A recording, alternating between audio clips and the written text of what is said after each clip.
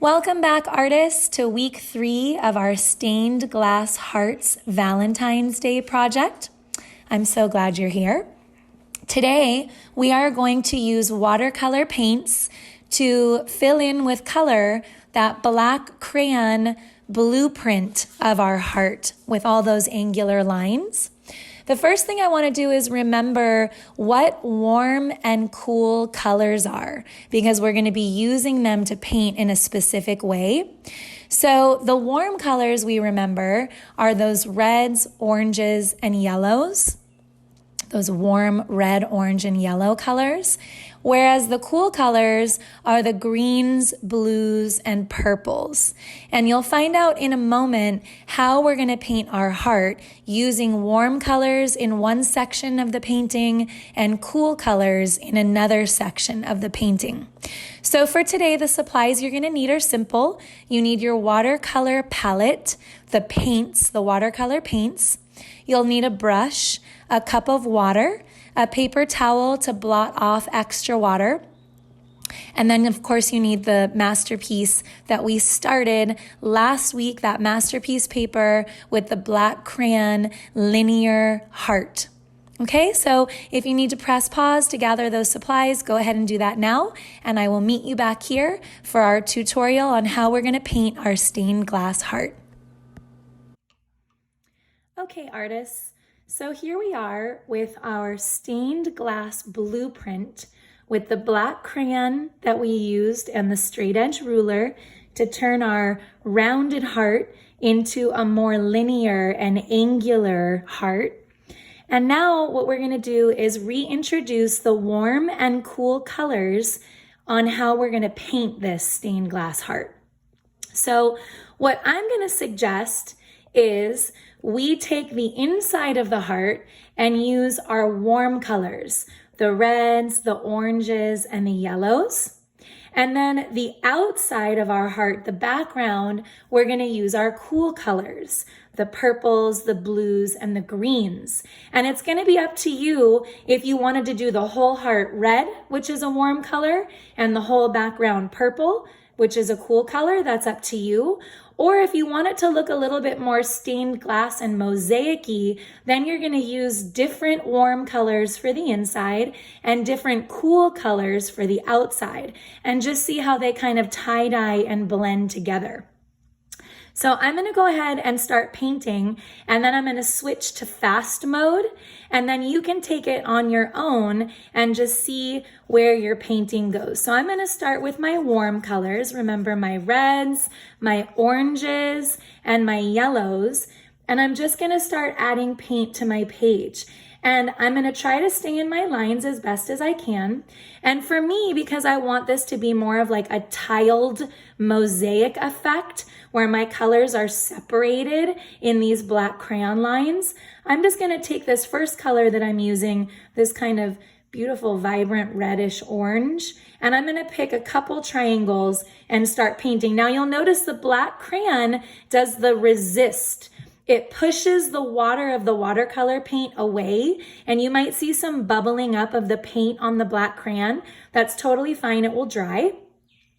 And then I'm going to move on, and I'm going to maybe pick a lighter orange. And I just want you to see. So when I can get this lighter orange on the page and I come next to my red, you can already see some color blending happening here, right where the red and the orange meet. And that's that tie-dye effect I was talking about. So that's actually kind of a little more yellow. I thought I had more orange here. So let's see if this one's more orange and come right over here. Yeah. And I'm just allowing my brush to move between the colors. I'm not worried about not mixing colors because I think that's a really cool technique for this stained glass heart.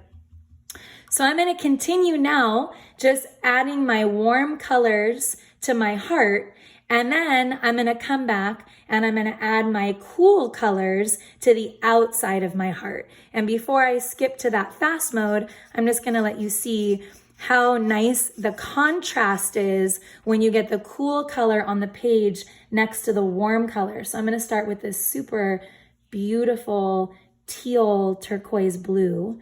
and put that on. And look at how different that is. Even though you see the blue moving into the orange, oop, my brush even touched it. I'm not gonna worry about it. And it's almost turning like a green right there. And then I'm gonna come over here and I'm gonna pick a purple and I'm gonna get that on there next to the blue. And I'm gonna allow that tie-dye effect to happen where I can see the blue moving into my purple part of that section of my background. So like I said, I'm going to switch to fast mode here. You can see that the water on my page is still moving into these other tiles. I like it. I'm letting it happen. If yours is doing it too much and you're getting big pools of water, remember you want to try to get that water off your brush by tapping it on the side of your cup or even blotting it on your paper towel so you're not putting too much water on the page. But if you're finding that your pools are bothering you, you can always use your paper towel to blot. And then you take some of that paint off and then you can put less water on your brush, put more paint on your brush, and come back through and paint over the section that you blotted. So just see what happens. Let the paints have a mind of their own on this stained glass heart. That's part of the beauty of using watercolors. And you'll have the nice distinct lines of your black crayon and then the beautiful watercolor tie-dye effect of the paints. So here we go. We're gonna move to fast mode. I hope you have fun.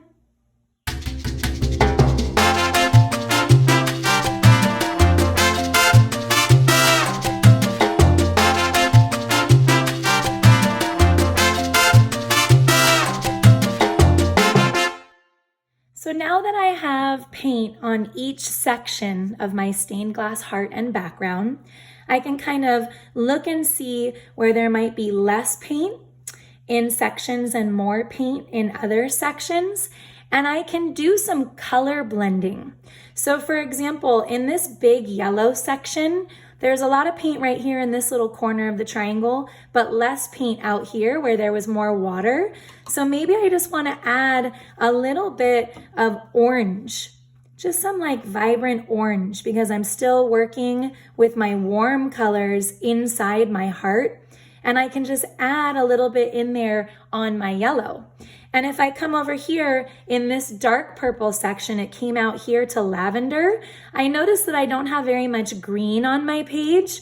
Maybe I can come over here and add a little bit of green into this cool corner of my lavender. And then if I want to blend that back together, I can come back to my purple and add a little bit more, just to have some dimensions, some different dimensions in my painting.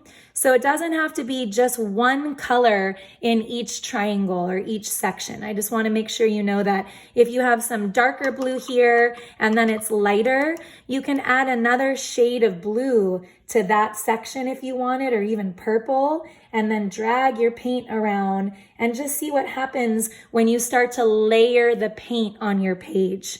It doesn't have to just be one painting per section and then just leave it alone. And you can get perspective when you're finished with the whole thing. Oh, I want to add a little more here. I want to add a little bit more there. And you can continue adding your color, layering your color, as long as you stay with the pattern of warm colors inside your heart. Because as my daughter said, hearts are warm. So we're going to use the warm colors for inside the heart and then the cool colors as the background. Okay, so that finishes up our stained glass heart. Now for your choice in how you're going to use this, you could just give it to somebody like this for Valentine's Day. You could fold it along this line right here that goes down the middle. You could fold it into a card and write on the inside of the card and give it to somebody. Whatever you want to do, get creative. I hope you enjoyed the project. And if you have any questions, feel free to email me. And please, as always, send me a photo of your finished masterpiece. I cannot wait to see them. Thanks, friends. Bye.